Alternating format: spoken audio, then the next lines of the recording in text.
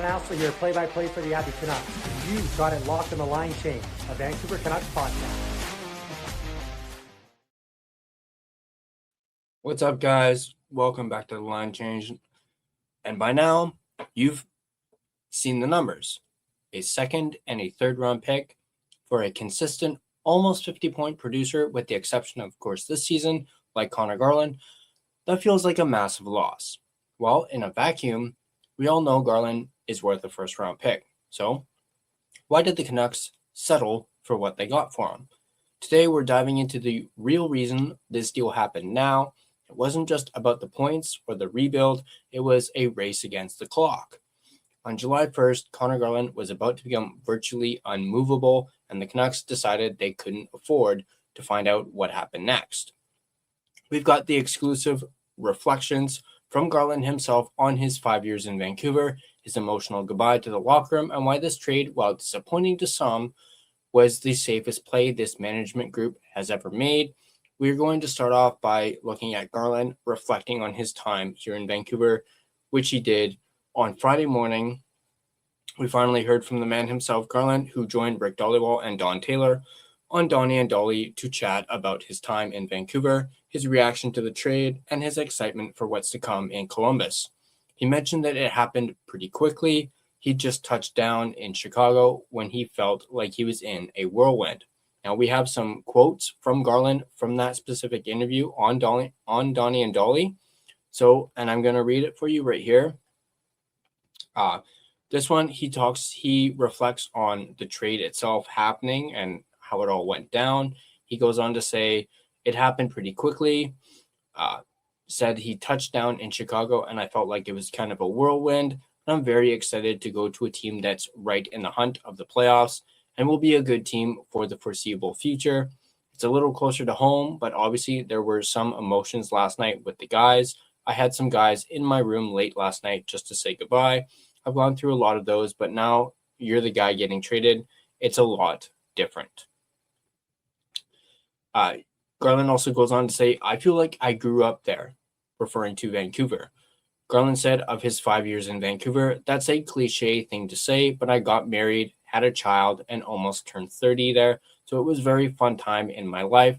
Very exciting. Made a lot of great friendships with guys on the team, people in the organization, and people around the city. So just a really special time. I was so excited to come there in the summer of 2021. Just a really, really enjoyable 5 years for me. I was in a pretty good routine in there. I had my restaurants, I had my coffee shops, had my walking area. So there's so many great things about the city. Not to be corny, but I just think when I was out in the city, you run into a fan. There's never a bad interaction. I think Vancouver takes a hit for the social media side of it and the loud fan base online. But you ever run into a fan in person, and that's real life. We always had a great encounter, always nice things to say, and that's what made the city so special, playing for those people. So I'll always enjoy that and always remember that. He also goes on to say, I signed with the intention of playing here for the next 7 years, but our team went in a different direction. We underperformed this year. We had some bad breaks early, but we could never really get on a run this year. We moved guys out. Obviously, we traded Quinn, Kiefer, and Mizey. I think just the organization was going in a different direction. So it's just obviously not anything you would have ever thought of in the summer when I was signing, but that's how it goes. Pro sports is crazy. So that's how it ends up. So some pretty great quotes there from Garland himself, speaking obviously very highly of the city, speaking very highly about the fan base. And, obviously, this sucks losing a guy like Garland, but, he absolutely had nothing but great things to say about Vancouver. And of course, coming from a fan perspective, we absolutely enjoyed having Garland himself on this team. And he's definitely somebody who I hope one day, maybe down the line somewhere, perhaps he could be a future Ring of Honor recipient once his career is said and done. I would absolutely love if they threw Garland into the Ring of Honor for sure. And that's just me. But despite the shock, he's going to a team that's right in the hunt for the playoffs. He's already scoreboard watching, looking at the race in the East, and he's ready to help a big, deep hockey club try to get over that edge. Now, let's talk about the return. A second and a third.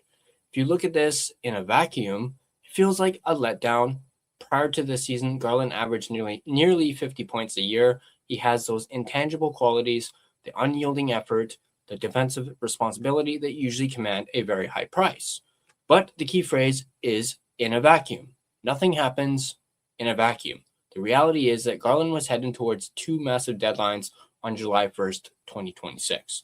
First, his cap hit was set to jump from $4.95 million to $6 million. Second, and more importantly, he was about to gain a full no movement clause until 2029. Combine that with the fact that he's having the worst season of his career, just 26 points in 50 games, and you see the problem.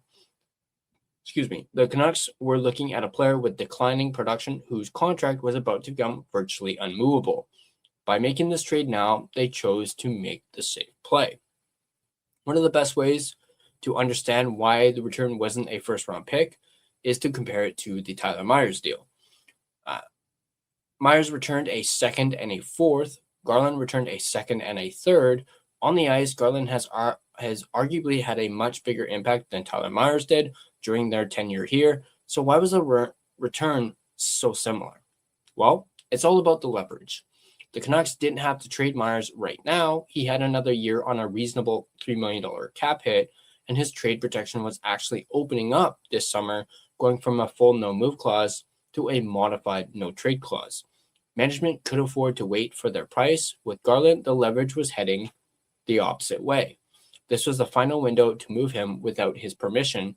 The reactions to this deal have been obviously very mixed, and I see it in our comments every day. For some, it's a celebration, finally doing something to move the rebuild in the right direction and clearing that $6 million cap space. For others, it feels like the Canucks are once again bleeding value, selling low on a player who's almost certain to rebound in a new environment. But you have to ask yourself, what was the risk of keeping him?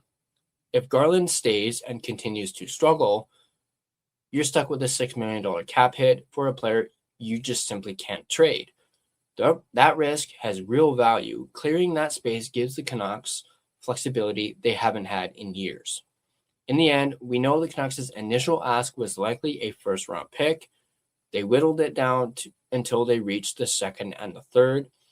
I know a lot of people have also been like, well, they should have gotten a second-round pick for this year. I do believe his down year production-wise played a role in that. The fact that it was a 2028 second-round pick, not a 2026 second-round pick, it's because of his production being at a career low, as well as that $6 million cap hit that he's going to be on as of the summer. That also played a huge role in the fact that it was a 2028 second-round pick and not a 2026 or even a 2027 second-round pick. Now, whether this was the right choice depends on what they do with that $6 million now that they have and how those picks obviously, pan out. But it was definitely the safest choice made by the Vancouver Canucks. Garland gets a fresh start with a playoff contender, and the Canucks get out of a looming contract situation before it becomes a crisis. I want to hear from you guys. Was the safety of this trade worth the loss in potential value? Or should the Canucks have rolled the dice and kept him through the summer? Let me know in the comment section down below.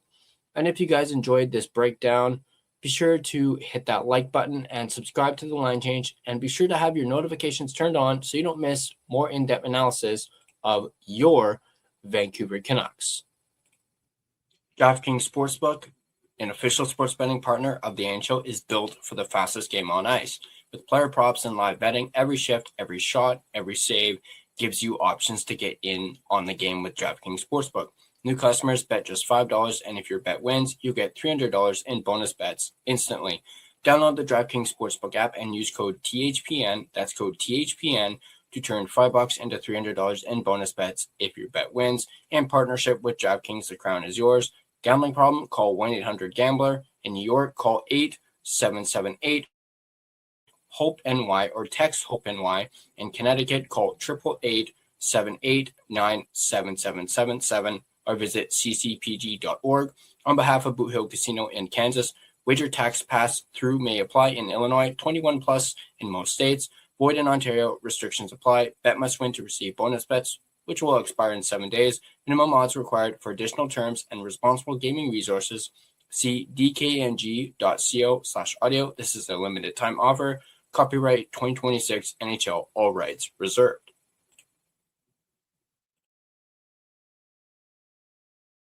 All right, let's take a look at the NHL betting odds for DraftKings.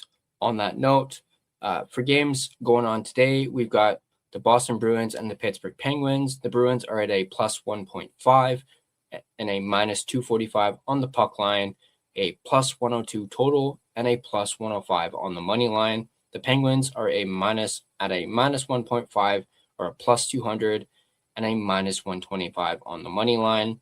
The Blackhawks and the Dallas Stars. Blackhawks a plus 1.5 at minus 115 and a plus 220 on the money line. Then you have the Dallas Stars. They're a minus 1.5 at a minus 105 and a minus 270 on the money line.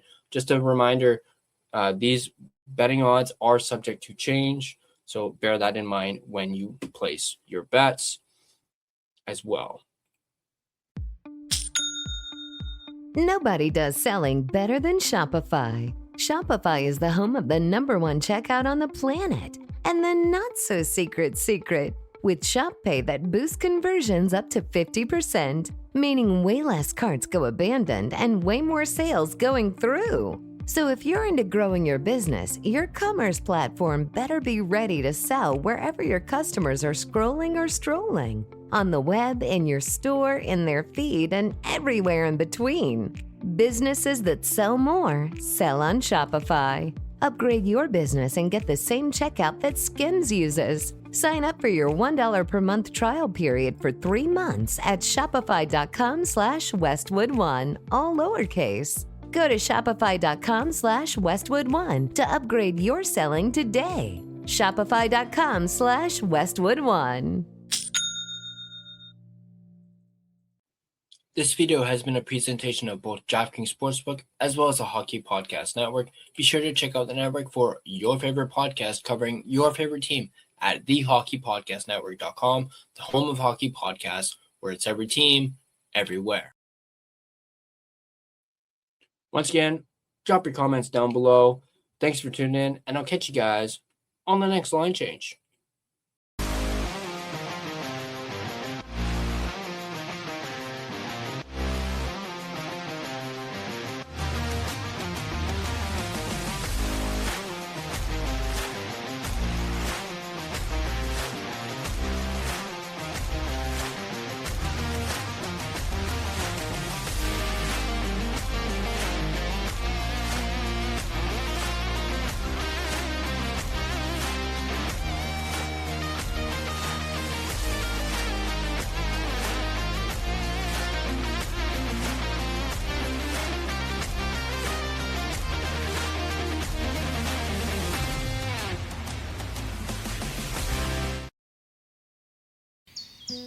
The sun's shining, birds are singing, and all feels right in the world. Until the season changes, and suddenly you lose your motivation to get out of bed. In fact, 1 in 5 people experience some form of depression, no matter the season or time of year. At the American Psychiatric Association Foundation, our vision is to build a mentally healthy nation for all, because we want you to live your best life and be your best you all year round. Please visit mentallyhealthynation.org to learn more. If you like the show, please take a moment to rate, review, and subscribe. It really does help the show to grow. Thank you for listening.